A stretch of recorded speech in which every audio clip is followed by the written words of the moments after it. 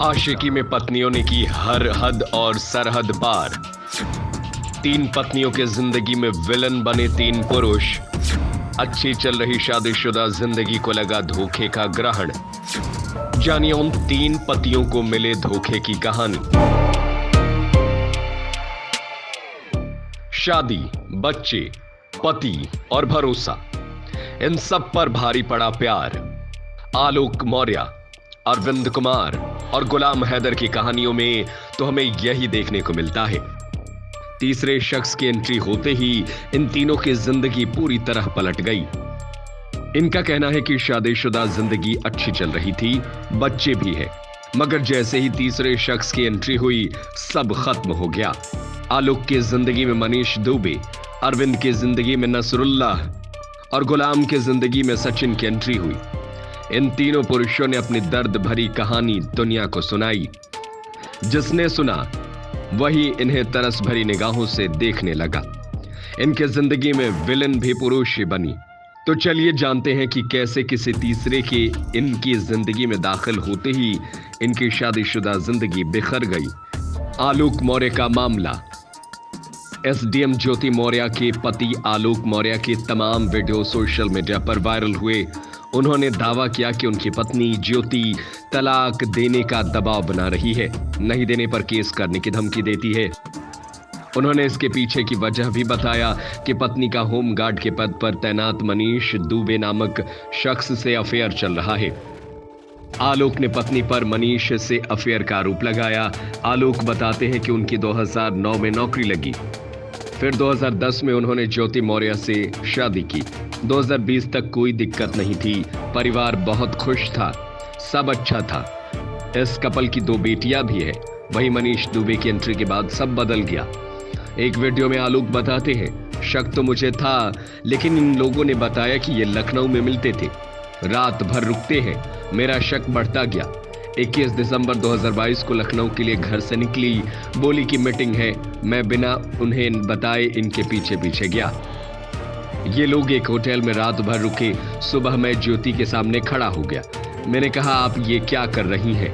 ये कौन है? आलोक बताते हैं, ज्योति ने कहा कि ये मनीष है, जिनसे मैं बहुत प्यार करती हूँ। उसी दिन से मेरा शक सच्चाई में बदल गया। विवाद बढ़ गया। विवाद आज यहाँ तक पहुँच गया है। मेरी पत्नी मुझे कहती है, स्वेच्छा से तलाक दे दो, नहीं तो मैं कोर्ट जाऊंगी। मैं तुम्हारे ऊपर 376 अन्य धाराएं लगाकर पूरे परिवार को बर्बाद कर दूंगी, जेल भेज दूंगी, तलाक लेकर रहूंगी। मैं बहुत प्रेशर में जी रहा हूं। मन करता है ट्रेन के नीचे कट कर मर जाऊं, क्योंकि मैं आज तक बच्चों से दूर नहीं रहा हूं। दूसरी तरफ आलोक की पत्नी ज्योति ने एक बार फिर अफेयर की बात पर कुछ नहीं कहा। उन्होंने बस इतना कहा कि ये उसका निजी मामला है। उनके तमाम व्हाट्सएप चैट सोशल मीडिया पर वायरल हुए, जिनमें उनके मनीष के साथ हुई बातचीत दिखाई दी।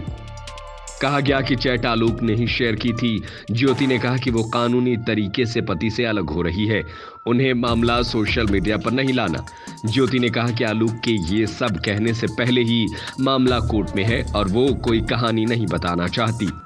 ज्योति और उनके पति आलोक ने एक दूसरे पर गंभीर आरोप लगाए।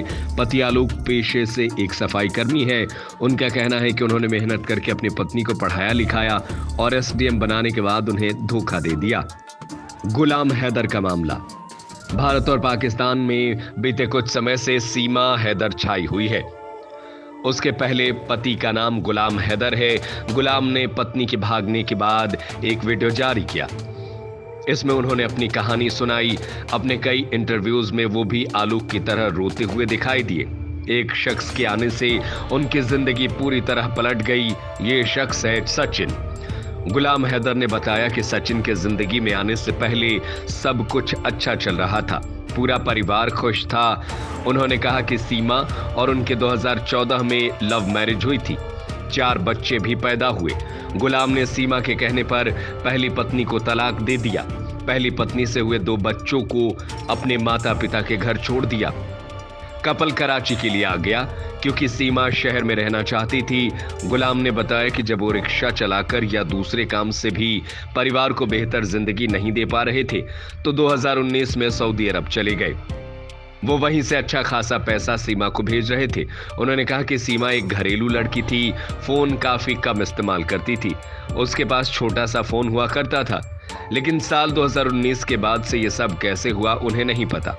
पर गुलाम के पैरों के नीचे से उस दिन जमीन खिसक गई जब उन्हें खबर मिली कि उनकी पत्नी सीमा को भारत में हिरासत में लिया गया है। साथ में उनके 4 बच्चे भी हैं। गुलाम ने रोते हुए एक वीडियो पोस्ट किया और अपनी पत्नी समेत चारों बच्चों को पाकिस्तान वापस भेजने का अनुरोध किया।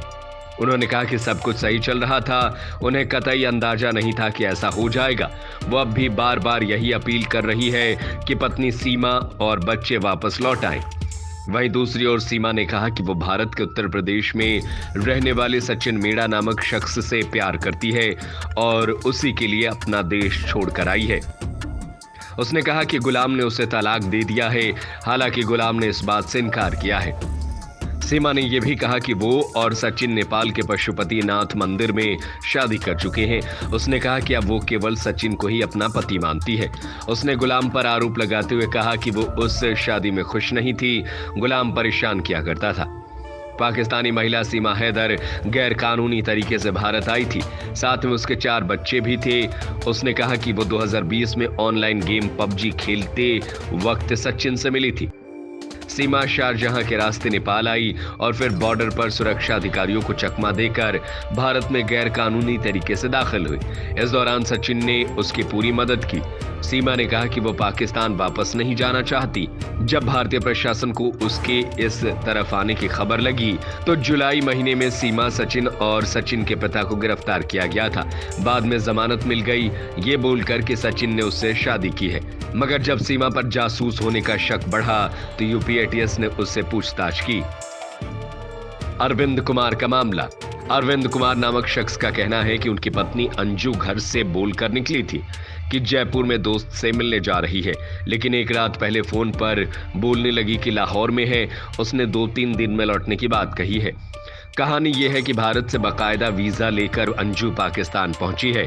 ऐसा कहा जा रहा है कि वो नसरुल्लाह नामक शख्स से फेसबुक पर मिली थी और उसी से मिलने के लिए पाकिस्तान गई है।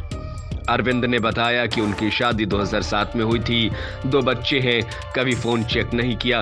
अंजू 8 बजे से शाम 6 बजे तक की नौकरी करती है। सब कुछ सामान्य था, बस छोटी मोटी बात पर झगड़े हुए करते थे, जैसे बच्चों को लेकर या काम को लेकर।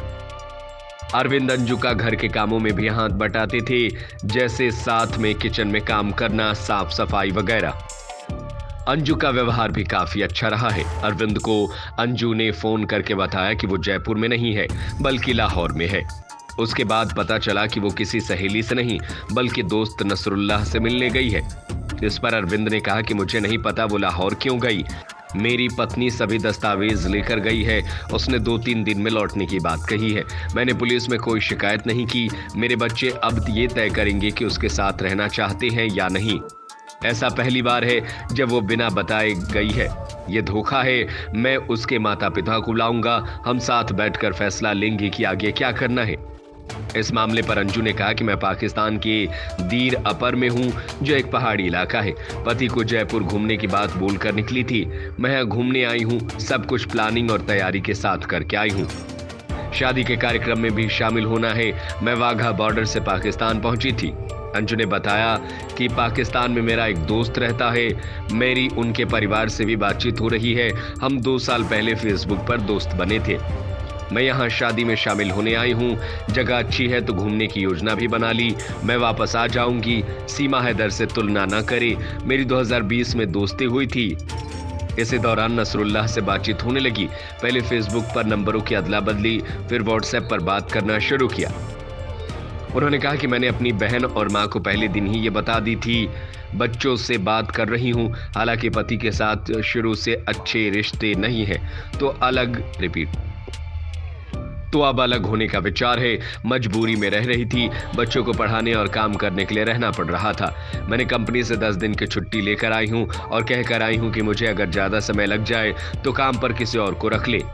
बता रही कि राजस्थान के भिवाड़ी से रविवार शाम 4 बजे खबर आई कि अंजू नाम की शादीशुदा महिला पाकिस्तान चली गई है। इस मामले की तुलना सीमा हैदर के मामले से हो रही है। अंजू एक ईसाई महिला है और 36 साल की है। 2 बच्चों की मां है। करीब 1 साल पहले पासपोर्ट बनवाया था। वो पूरी तैयारी के साथ पाकिस्तान गई है।